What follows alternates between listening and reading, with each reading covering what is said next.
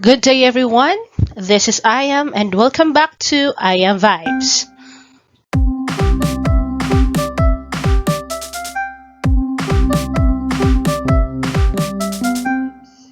This is your introduction to the philosophy of the human person's class. For this lesson, we are going to discuss spirituality of a human person. The lesson Spirituality of the Human Person aims to introduce the understanding of the nature of the human beings, which focuses on the kind of substances or materials and capacities, the kind of life, the belief in spirituality, and the mode of existence that uniquely make up a human person. Spirit. Spirit relates not to matter but to mind, soul, and feelings. Spirits can be loving, harmless or dangerous, fleeting or powerful, discreet or haunting, helping or hurting. Every person is precious by looking at the value of each person. Whether you believe in spirit or not, whether self-improvement, physical build-up, or religious matter, people are more important than things, and that the measure of every institution is whether it threatens or enhances the life and dignity of the human person. Are you familiar with the life of Tarzan? Before we're going to start our lesson, let us talk about Tarzan. Tarzan was a small orphan who was raised by an ape since he was a child. Tarzan grows into a strong young boy with a penchant for mimicking animal noises, though he has a hard time keeping up with the moving clan. As he grows older, he learns to gain strength and inspiration from other animals in the jungle. He believed that this was his family. But on an expedition, Jane Porter is rescued by Tarzan. Then, he finds out that Tarzan is human. Now, Tarzan must decide as to which family he should belong to. Now, in the life of Tarzan, how do you think was his lifestyle in the forest? Do you think Tarzan did wonder in the uniqueness of his physical appearance among other animals in the jungle? Which family do you think Tarzan should belong to, and why? In the story of Tarzan, it is evident that he has the what of a human person. He has the physical features and mental capacities the same with as human being. But while living with apes, Tarzan then has the who of the ape. The attitudes and values of Tarzan are the same as an ape. This comprises the two approaches in understanding the nature of human person: metaphysical, or the what of a person, and existential, the how of a person. In this lesson, the metaphysical approach will be first discussed. Metaphysical approach, or the what of a person, technically will discuss the human body. Encyclopedia Britannica defines the human body as the physical substance of the human organism, composed of living cells and extracellular materials, and organized into tissues, organs, and systems. Philosophers, on the other hand, believe the body as any material object is with our perception. The body is an essential part of a person who considers being the medium or tagapamagitan between the self and the world.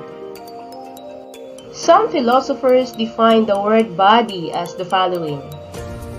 For Lucretius, our body is the envelope of the soul, which in turn is the guardian and protector. For Plato, the soul never reasons better than when it has completely isolated itself by sending the body walk. For Descartes, the word body is very equivocal. When we speak of a body in general, we mean a specific part of the material and set the amount which the universe is composed. But when we speak of the body of a man or a woman, we hear any matter which is united with the soul of a man. Spinoza, I mean a mode that the body expresses the essence of God as it is regarded as something weird, uncertain, and determined. And for Leibniz, each organic body of a living is a kind of divine machine, or a natural automaton which infinitely surpasses all artificial automata. In short, body is dignified and needs to be respected because its value is immeasurable. It has parts with unique functions, and it has a mind capable of rational thinking, willing, and feeling. Now, is your body a property? Or do you consider your body as a property? Why or why not? The what of a person deals not only with a physical body component, but there is something beyond to this characteristic. Let's talk about the metaphysical approach. Metaphysical approach focuses on the minds of substances or materials and capacities that uniquely make up a human person, according to Babacchiao Jr. 2017. Some believe that the what of a person is not only composed of physical attributes, but also has a non-bodily component referred to as soul or mind or spirit. In the metaphysical approach, there are three views on how human beings encompasses his body to mind, spirit, or soul. Generally, each term emphasizes a certain aspect of non-bodily component of a human person. Distinguishes by Babacchiao Jr. 2017. When you say soul, it emphasizes its life-giving function. When you say mind, it emphasizes its consciousness. And when we say spirit, it emphasizes its non-bodily, non-biological, or non-physical nature. There are three philosophical viewpoints as to what essentially make up a person. The spiritual component gives rise to the possibility of the question. First one, human person is unspirited body. Second one, human person is disembodied spirit. And lastly, human person is embodied spirit. Now, let us discuss one by one these three philosophical viewpoints. Human person is unspirited body. This view believes that a human person is composed of a body only and do not have any spiritual component. Man's actions, beliefs, and emotions are all product of biological processes which are made up of chemical reactions and other events that are involved in the persistence and transformation of life forms like metabolism and homeostasis. A man works according to specific behavior or patterns, or known as behaviorism, which means that man's next action is presumable by his previous actions, dictated by his body system. For example, if a man is thirsty, the next step he will do is to drink. No spirit or soul will dictate the man to do so, but the body system alone. Traditionally, science has dismissed the soul as an object of human belief or reduced it to a psychological concept that shapes our cognition of the observable natural world. The terms life and death are thus nothing more than the common concepts of chemistry and physics. You and all the poets and philosophers that ever lived are just dust orbiting the core of the Milky Way galaxy.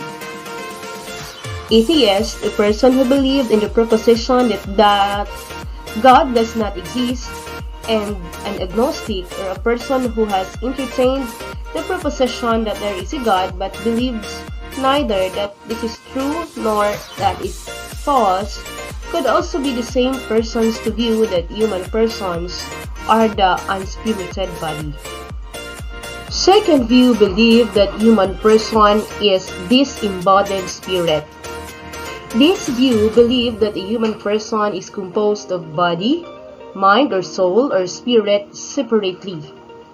According to this view, spirit does not depend on the bodies to exist, such that minds can exist separated from any body. The body then will die if there is no spirit, while the spirit will survive if there is no body.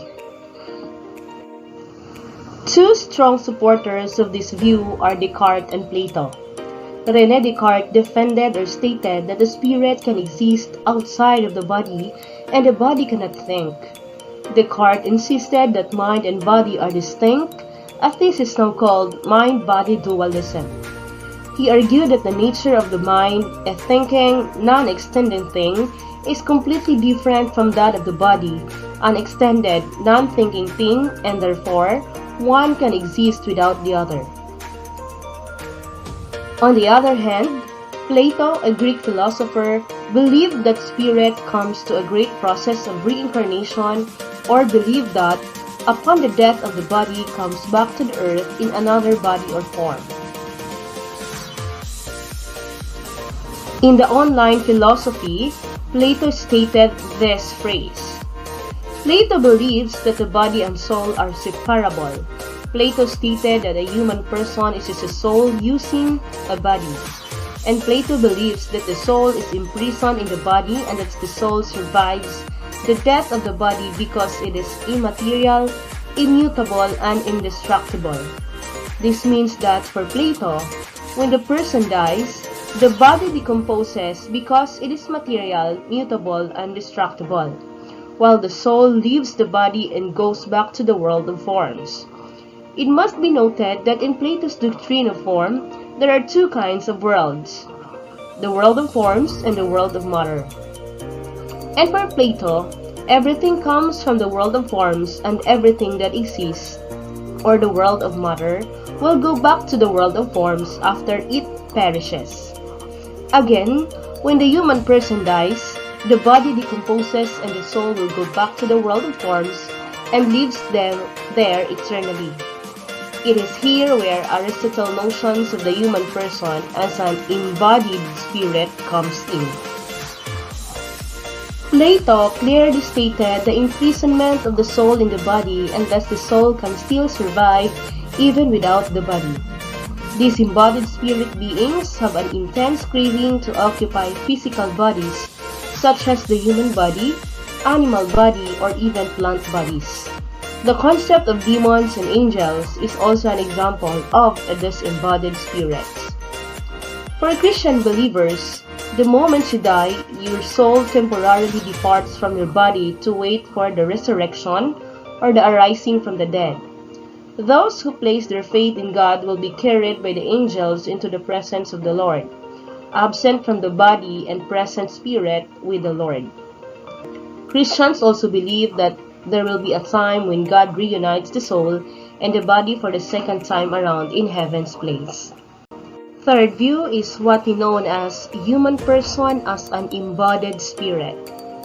This view believed that a human person is composed of body and soul, which is importantly connected with each other. Both are inseparable. Each will not survive in the absence of the other. Two strong supporters of the view are Aristotle and St. Thomas Aquinas. Aristotle, a Greek philosopher, disagrees with Plato's dualism, which implies the concept of otherworldliness. Aristotle believes that there is no dichotomy between the person's body and soul. The body and soul for Aristotle are in the state of unity, connected just like a single coin with two faces. Another example is a knife. Its material aspect is its metallic composition, while its formal aspect is its capacity to cut. Aristotle believed that the soul is the form of the body, while the body is the matter to the soul. For Aristotle, everything that exists is composed of matter and form, and matter and form are indeed inseparable. Again, for Aristotle, everything that exists is composed of matter and form, and matter and form are indeed inseparable. In the context of the human person, Aristotle believes that the body and soul are inseparable. Body and soul therefore constitute the human person as a whole. Aristotle considers soul as the cause of life. It is what gives life to something. All things or all living things have souls and proposed three types of souls. first type is what we know as the vegetative soul, the kind of soul that is found in plant, possessing the three basic requirements to be called a living being: the ability to propagate, grow, and feed themselves. Second type of soul is the sensitive soul. It is a kind of soul that is found in animals, also possessing the ability to propagate, grow, and feed themselves. Lastly, we have the rational soul. It is a kind of soul for human beings which also possesses the ability to propagate, grow, feed themselves, and of course, the capacity for thinking. On the other hand, Thomas Aquinas, an Italian Dominican friar, philosopher, Catholic priest, and doctor of the Church, developed the work of Aristotle. He maintains that the soul is the form of the body, the bridge between the world of corporeal and physical material body, and of incorporeal or having no material existence. Aquinas discussed the wholeness of body and soul and stated that if the body dies and the soul remains, it can never be called a human being. Among the three views mentioned a while ago, Mabacchio Jr. 2017 cited at least three reasons why is that embodied spirit view should be the most preferable. First, because it maintains human freedom which is negated from the unspirited view. Second, it gives importance to the soul. It also acknowledges the value of the body which disembodied views neglects. And third, it can accommodate opposing views of the immortality of the human soul. Now, which among of the three viewpoints do you think is the most acceptable? Do you have the same thought as Mabacchio Jr. 2017? Yes or no? And why? Differences in the belief of spirituality have been used over time to discriminate against people because of their views. Not everyone has a spiritual beliefs. Some are too fanatic of their belief system. And I think that is fine. What is important is that everyone should show respect to the other beliefs and spirituality. 10 important points that you should remember in this lesson. Spirits can be loving, harmless, or dangerous, fleeting or powerful, discreet or haunting, helping or hurting. Aristotle believes that the soul is the form of the body, while the body is the matter to the soul. Body and soul constitute the human person as a whole. Next, Thomas Aquinas discussed the wholeness of body and soul and stated that if the body dies and the soul remains, it can never be called a human being.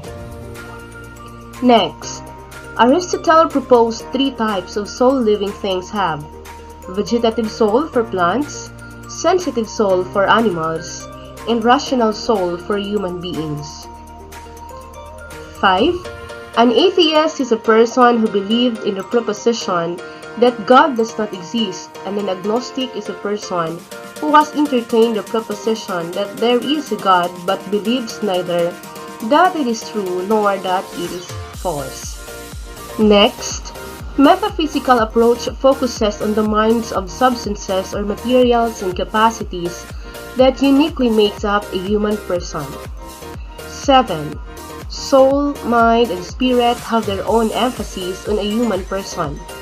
Soul emphasizes its life-giving function, mind emphasizes its consciousness, and spirit emphasizes its non-bodily, non-biological, or non-physical nature. 8. The human person as an unspirited body view believe that the human person is composed of the body only and does not have any spiritual component. Man's actions, beliefs, and emotions are all products of biological processes. 9.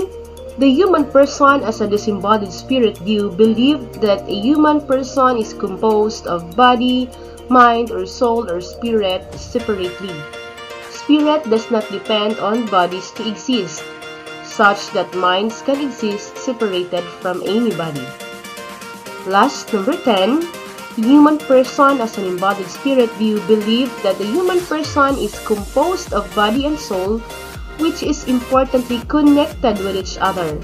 Each will not survive in the absence of the other. I hope you learned something today. Thank you for attentively listening to I Am Vibes. This time, let us now proceed to our assessment section.